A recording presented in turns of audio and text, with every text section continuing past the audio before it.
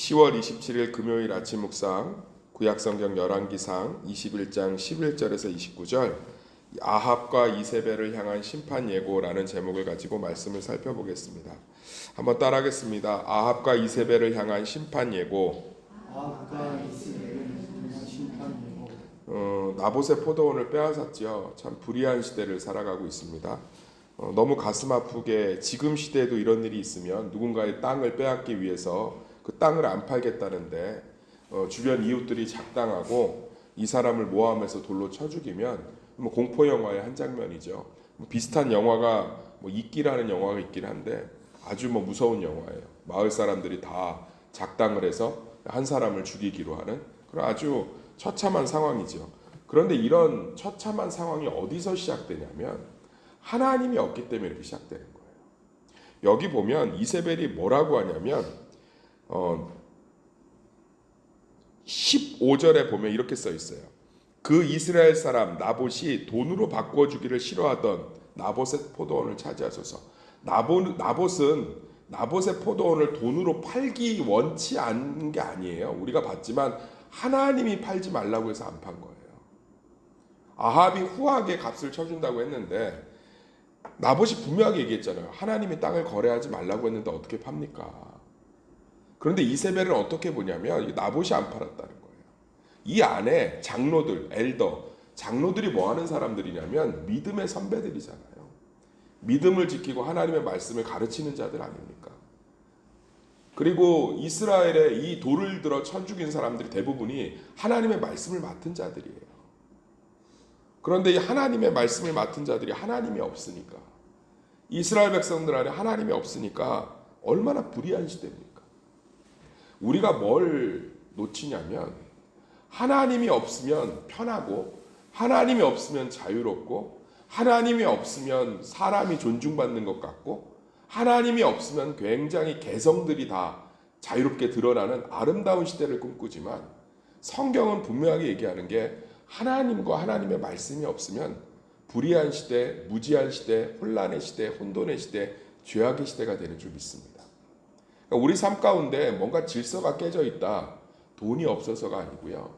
신앙이 무너져서 그래요. 그러니까 엘리야가 이 불의한 시대에 하나님을 증거하는 사명을 가진 사람이잖아요. 대표적인 게 이제 갈멜산 전투잖아요.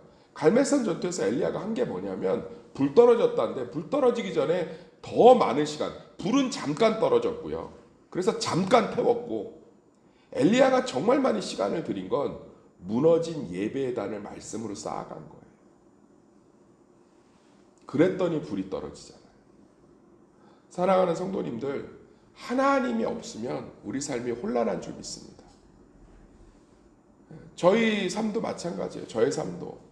목사지만 하나님의 손을 놓거나 하나님이 내 삶에 없으면 두려워하고 염려하고 불안하고 걱정하고 근심하고 방황하고 아파하고 상처받아서 드러내고, 그런데 내가 하나님의 말씀을 쌓아가고 하나님의 손을 붙잡으면 삶 가운데 중심이 잡히고, 지금 시대 뉴스를 보는 게 두려울 정도잖아요. 어떤 분이 어제 이제 지인인데 연락이 왔더라고요.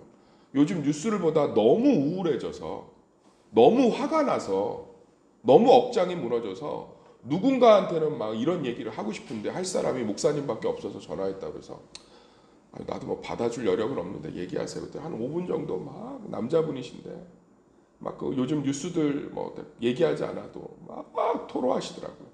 어떻게 이럴 수 있냐, 이런 처참한 일이 벌어질 수 있냐. 아합의 시대와 별 차이가 없는 불의한 시대를 살아가잖아요. 혼란과 혼돈의 무지의 시대를 살아가고 있지 않습니까? 학교에서 기독교 미션 스쿨도 채플 인도하지 못하게 하고, 공개적인 석상에서 종교 얘기 못하게 하고, 결국은 하나님 하나하나 뺏어가고, 영화를 통해서 문화를 통해서 마치 하나님을 믿는 건 개성을 존중하지 않는 것이고 자유를 다 무너뜨리는 것이고 강압적인 것이고, 우리도 하나님 말씀에 순종하는 것은 무언가를 포기하고 버려야 되는 것으로 물들어 있고, 하나님 앞에 나오는 것은 희생하는 것으로 생각하고, 하나님이 없는 시대. 뭐 이게 나봇의 포도원 사건을 단적으로 드러낸 거지. 이 시대가 얼마나 여자와 어린아이와 가난하고 천황 지역에 사는 대부분의 서민들에게 극도의 공포와 절망의 시대였는지.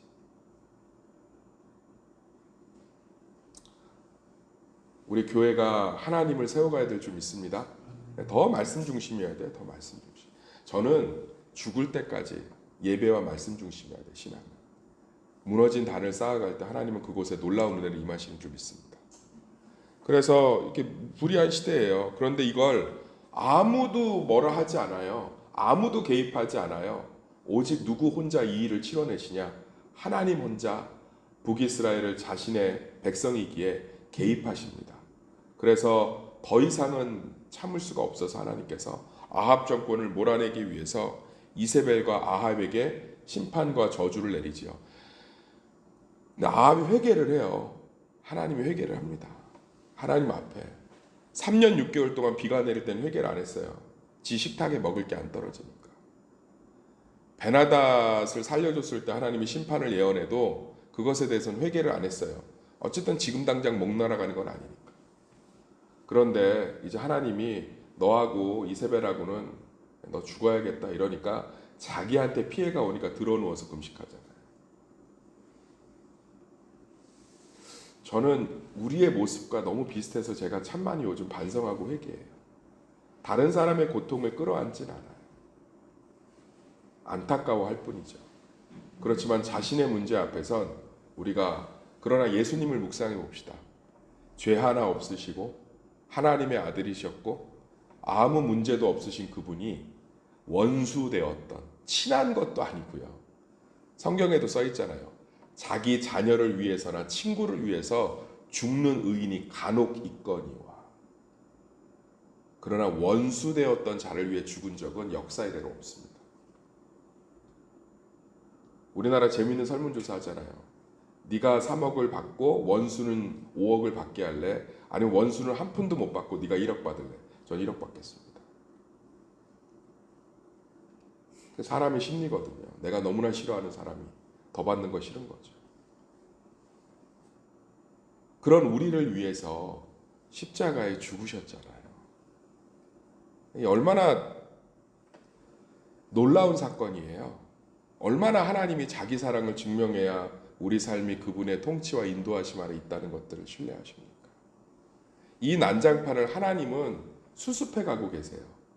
이 근본이었던 이세벨과 아합에게 심판을 내리시고 이 모든 사건을 좌지하지 않으시고 개입하시고 엘리야를 통해서 가뭄의 문제를 해결하시고 또 회개한 아합을 용서하시면서 이스라엘 백성들의 변함없는 통치자로서 계속 관여하시고 함께하고 계십니다.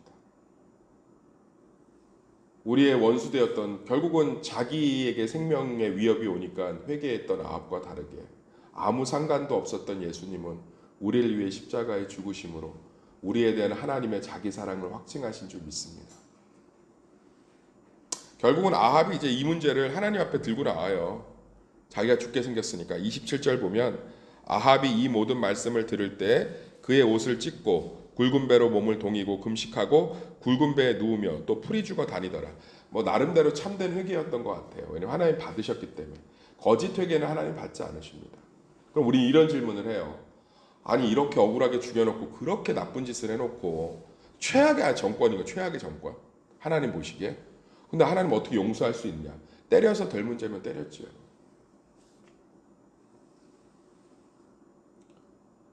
아합 죽는다고 다음 단계가 없다고요. 그러니까 우리는 하나님이 때리면은 정신 차릴 것 같아요.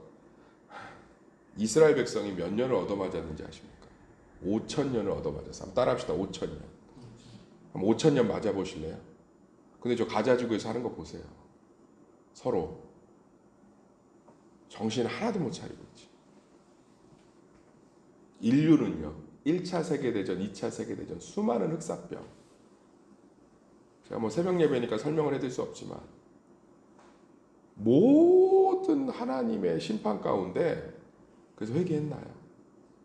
그런데 십자가의 사랑만이 우리의 참된 회개를 이끌어냈습니다. 할렐루야. 얻어맞는다고 될 문제가 아니라고요. 뭐 어떤 분이 그런 얘기해요. 뭐 하나님이 뭐 죄지니까 심판하셨다.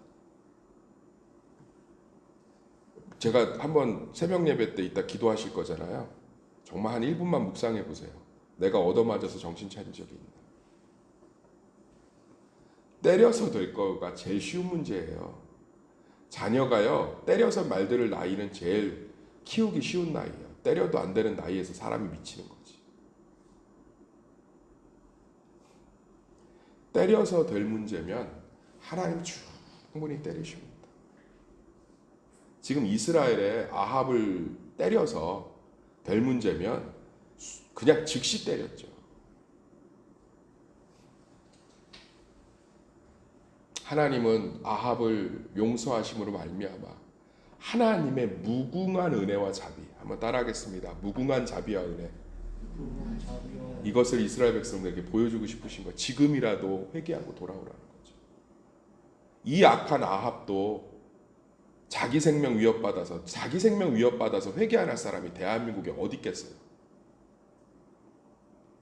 자기가 내일이면 죽는다는데 곧 개들이 핥고 다 물어 죽이겠다는데 그 말 듣고 회개 안 할 사람이 어디 있겠냐고.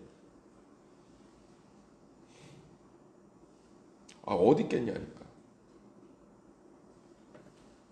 그런데도 하나님이 인애를 베푸시잖아요. 이스라엘 백성들을 향한 하나님의 사랑의 토로예요. 돌아오면 용서하겠다. 다시 북이스라엘을 살리겠다. 이게 십자가에서 완성된 거 아닙니까? 사랑하는 성도님들, 우리 삶은 하나님께서 완벽하게 인도하고 계십니다. 엉망진창인 북이스라엘을 하나님이 완벽하게 다스리고 계시잖아요. 나봇의 포도원의 사건을 관여하시고 아합을 회개하게 만드시고 그 회개를 또 받아주시면서 이스라엘 백성들에게 인애를 가르치시고 우리의 삶이 내 뜻대로 움직이지 않고 내 마음대로 되지 않아도 하나님은 나보다 더 근원적으로 일하고 계심을 믿습니다. 우리가 생각하기에는 이런 못된 빨리빨리 이세벨하고 죽여버리고 다음 왕 세우고 다음 왕이요 더 악해요. 다음 왕이 더 악하다고요. 하나님 다 아신다고. 북이스라엘은 모든 왕 중에서 선한 왕이 한 명도 없어요. 그럼 좀 덜 악한 왕은 있나요? 아니요. 점점점 악해져요. 점점점. 그런데 하나님 끝까지 포기 안 하세요. 그래도 남유다는 굴곡이 있어요. 5명에서 6명의 선한 왕이 있다니까요. 굴곡이 있는데 북이스라엘은 그냥 주구장창 나빠지는 것도 아니고 점점점 악해져. 점점점. 아합은 귀여울 정도예요. 뒤에 가면. 그런데 하나님 그것 끝까지 포기하지 않으시고 어떻게든 이스라엘 백성들을 회복하시기 위해서 지금도 우리 삶에요. 우리의 연약함과 실수, 죄와 상관없이 하나님 우리 삶을 예수님을 닮는 삶, 평안의 삶, 하나님의 은혜의 삶, 축복의 통로의 삶이 될 수 있도록 끊임없이 다루어 가고 계십니다. 저도 제 삶에 있는 여러 가지 일들의 이면을 보면 하나님이 저를 막 다루어 가세요. 다루어 가십니다. 그래서 통치하고 다스리고 계신 줄 믿습니다. 그래서 결국은 아합이 용서받을 정도면, 은혜를 받을 정도면 우리가 하나님 앞에 나왔을 때 용서받지 못할 죄가 없고 그분이 덮지 못할 은혜가 없는 줄 믿습니다. 제발 좀 이제 받아들이셨으면 좋겠어요. 내 열심의 신앙이 아니라 이 하나님의 은혜. 안 때리잖아요. 이 용서 3년 6개월 가뭄에도 회개 안 하고 베나다다 용서해 준 것 같고도 회개도 안 하고 뭐 아람 군대가 쳐들어와서 죽기 직전에도 회개 안 하잖아요. 그런 아합이 지 죽게 생겼으니까 회개하잖아요. 이것마저 받아주시죠.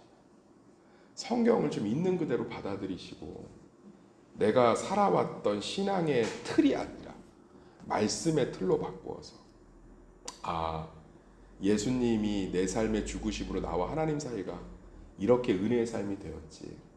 내 연약함과 실수 가운데 그 즉시 언제든 내 삶의 주도권을 내려놓으면 주님이 다스리시겠구나. 주님이 다스리심으로 말미암아 내 삶에 놀라운 하나님의 운영하심이 경영하심들이 나타나겠구나. 그런 신뢰한 믿음 가운데 정말로 예수 십자가가 우리에게 더 큰 감사가 되는 오늘 하루가 되시기를 예수의 이름으로 축원합니다.